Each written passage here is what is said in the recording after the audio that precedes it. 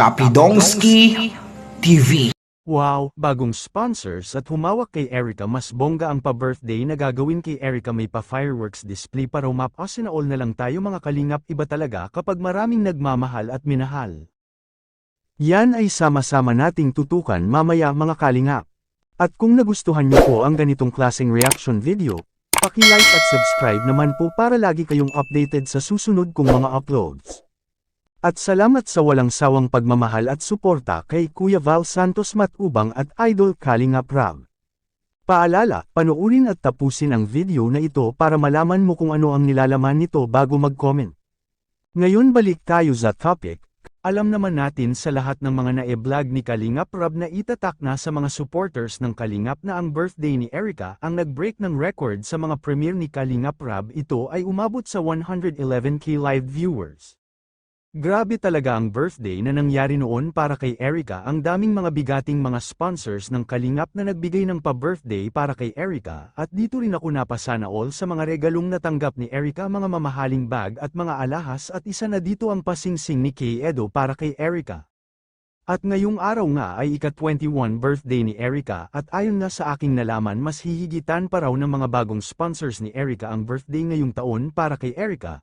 At ayon pa sa akong mga reliable source, may pa-fireworks display pa raw ngayon sa birthday ni Erica.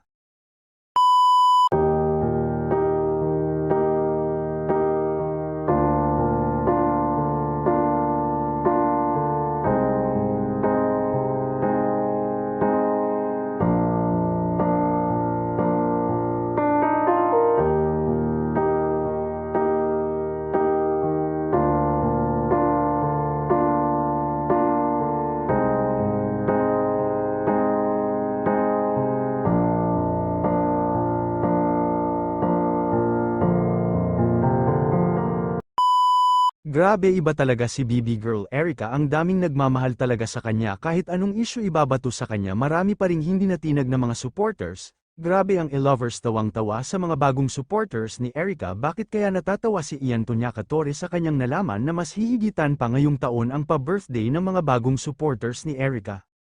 Hindi ba masaya ang e-lovers na hindi na sila ngayon ang gagastos sa birthday ni Erica? Siguro nasaktan lang talaga sila sa mga nangyari sa kanila ngayon, kaya hindi pa siguro maka-move on ang e-lovers. Pero sa aking opinion, wala nang makakahigit sa pa-birthday ng Kalingap para kay Erica. Nakatatak na sa mga supporters ng Kalingap na iba talaga kapag ang Kalingap ang magbigay ng tulong. Suportado talaga nila hanggang dulo ang kanilang natulungan, puwera lang sa mga taong naging ahas sa Kalingap. At super saludo rin ako sa mga sponsors ng Kalingap. Napaka-generous talaga, lalo na ang major sponsor ni Kay Edo. Alam mo na kung sino po kayo. Magpasalamat rin ako ng marami po sa inyo dahil sa Kalingap nakikilala po kita at naging sponsor na rin sa akin. Daghang salamat po. Happy birthday BB Girl Erica. Sana masaya ka ngayon sa iyong kaarawan. Huwag kalimutang magpasalamat sa Panginoon sa mga biyayang natanggap mo, at huwag mo ring kalimutan ang mga taong umahan sa iyo sa kahirapan, dahil kung hindi sa kanila wala lahat ngayon kung anong meron ka. Kaya pasalamat ka sa lahat ng mga taong nagmamahal sa inyo.